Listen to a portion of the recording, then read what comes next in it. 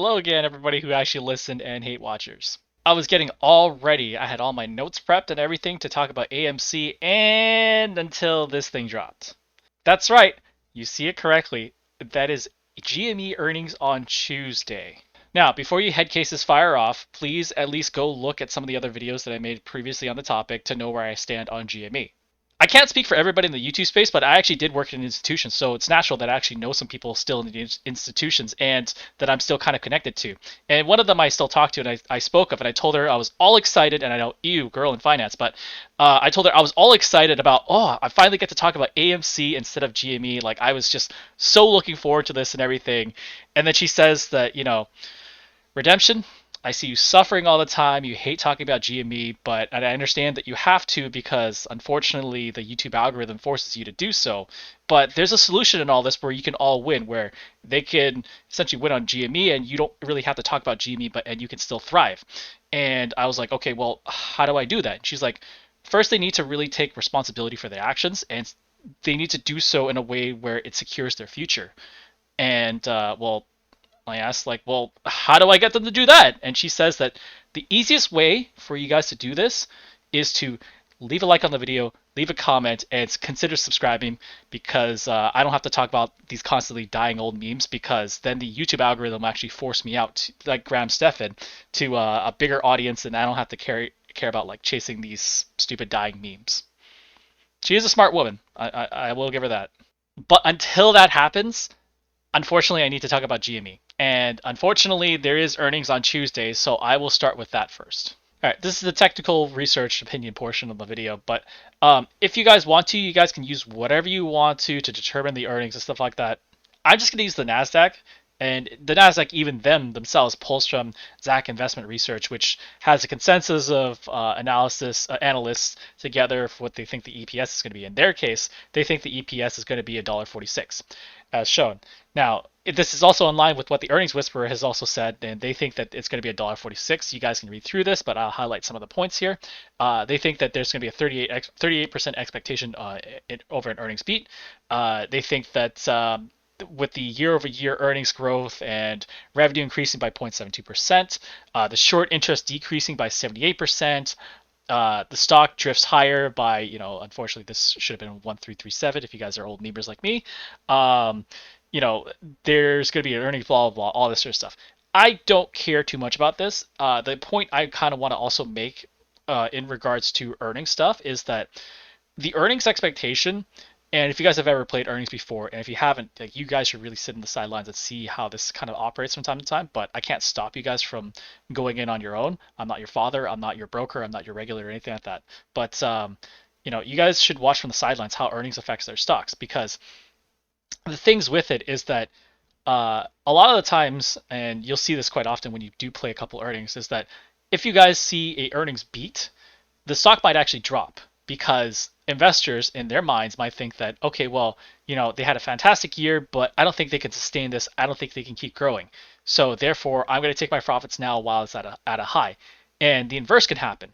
It's like, well, they had a really bad sales quarter or whatever the reason they want to do and say, but if they have an EPS miss and the stock goes up, then that usually typically signifies that investors think that there's more to this stock than just a single quarter and stuff like that. Whatever reason you guys want to make sure you actually do the research behind it, because we all have agreed that, and I hope most of you guys have agreed, that GME should not be trading this high. It's, for most people, it's just a political stance. It's a statement to fight back at the institutions and stuff like that. But honestly, like, these are not sound reasonings. Like, just saying, wishing something into existence is just total bubkiss. But, I can't speak to you guys just vehemently getting more frantic or fanatical about it. I mean, I'll gladly, live rent free in your heads. But for the most part, I'm still kind of telling you to exercise some form of caution. Don't throw that stimulus money that you are so desperately needing into something like this, or just don't, like, have a little bit more respect for your money. Is basically what I'm trying to say. I keep seeing a lot of these comments talk about, like, oh, how the short squeeze isn't over. There's going to be a bigger short squeeze and stuff like that. This is what they are currently saying that the short is at currently, and everybody still thinks this again. This is why I say everybody operates on really poor and really outdated data. I keep hearing that people still think that the short percentage is still at 40%. It's at 26, and this is based on whatever the February 26th end of day data that they had. Now, the next one is coming up at the end of the month, but to say that it's still at 40% or that you think that this is actually a very still a high short percentage rate is absolutely absurd. One of the other few comments that I've been reading on Reddit as well as StockTwits is that this notion about insider trading and how uh, they said that Citron was talking about like how the insiders want to sell but they can't because and they can't sell until the end of the fiscal year plus afterwards the earnings afterwards or something like that. I believe that's all kind of nonsense, but you guys have to go into the SEC filing and read what it actually says because if we was to go under that assumption, we would look at something like this where I'm using FinViz right now, but if we look at the insider transactions right now, we'll see that a couple of the directors did dump their shares back in January. Now, again, this is not reliable data because if you guys understand anything about the Form 4s, there's a couple day leeway in between when they can buy and sell, and they can do it beforehand, but they have to report it to the SEC about, I think it was like 2 or 3 days after they perform the sell or buy or sell. And there is research behind this, and the research suggests that when you guys are doing insider transaction trades, you guys need to. It's only pertinent to the long side. It's not pertinent to if they're selling their shares. Selling their shares could mean anything. It could mean like they got a bonus that year in stock and they're just offsetting it now, or they could have just been awarded. Like there's a multitude of reasons. Like if we were to just go on the notion that like, oh my God, they're selling a bunch of their shares, this means the dump is coming. Let me show you something really quickly. This is Facebook, and let's see. All right. So this is Facebook, and this is Mark Zuckerberg. Yes, the Mark Zuckerberg. And as you can see, he's been selling all these shares through and throughout. Does that mean Facebook's going down? No, Facebook's making stupid amounts of money. Why would the insider sell? Or sorry, why would an insider and the CEO Mark Zuckerberg sell? Well, here's the thing with it. Mark Zuckerberg, and this is something you guys have to learn about, different classes of shares, has all the preferred shares. He has controlling and a majority stake of it. So if he votes something like, I don't know, I'm a $1 CEO, but I choose to award myself 50,000 shares every week of my own company, the company has to spot and pay for this. Does anybody else on the board opposes me who has like more than 51%? No, just me? Okay, yeah, motion carried. I will get 50,000 shares every week and the company will pay for it and I'll sell it off and do whatever I want with it. That's how he can maintain the whole stance of being a $1 CEO. They don't mention that the $50,000, 50,000 shares that he gets, or 12 million, 15 million a week that he gets from the company, actually paying for this bonus that he has. This is snuck in their reports, and you guys have to read it very intricately, and not only just read it, but comprehend and understand what they're saying in there, because this was actually in one of their filings, and you would have never known that unless you actually read the filings. This is similar to what GME or GameStop might have, to where yes, there is a probability that they could have a blackout period where they can't sell the insiders can't sell their shares, but it could just be hearsay and conjecture that people don't want them to sell it and they're trying to socially pressure them into not selling their shares. Again, this is all speculative. You guys have to do the research. My closing comments and my personal opinion here is that I still think that we're on track with the phases I mentioned. I think that we're coming to a close of phase one. There are external factors that affect it currently, which is first when I heard rumors about a $4 trillion stimulus coming up.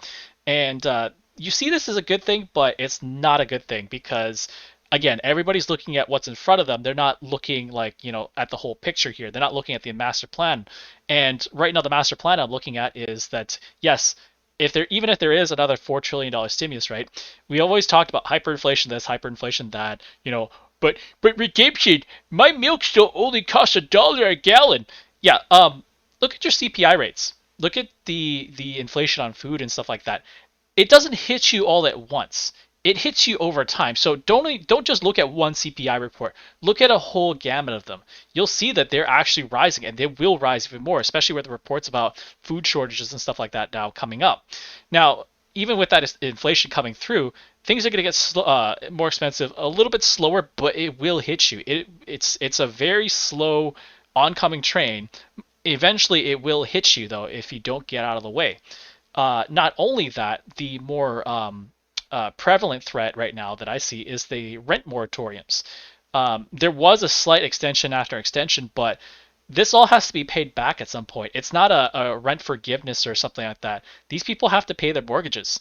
And what happens when they can't pay their mortgages? Because if you guys also look at the St. Louis Fred, you'll notice that consumer credit and personal credit loans and all that sort of stuff, they're going down. The delinquency rates are going down. But if you look at something like, I don't know, like single family home mortgages, the delinquency rates, they're going up.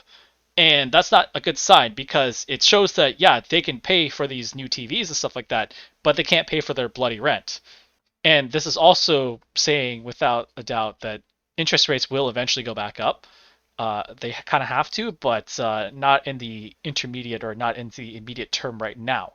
It could go up at any point, and they could always do it prematurely as well. But I'm not saying it's not going to affect it. I'm just saying it's a factor to consider. I really wanted to talk about AMC, about their debt refinancing, their loaners and what they did to giving them shares, and how they came out a lot happier, not having to wait for their bonds mature and so forth. Or HBI, their fantastic management team, and how they adapted to COVID and the situation, and how fast they adapted to it.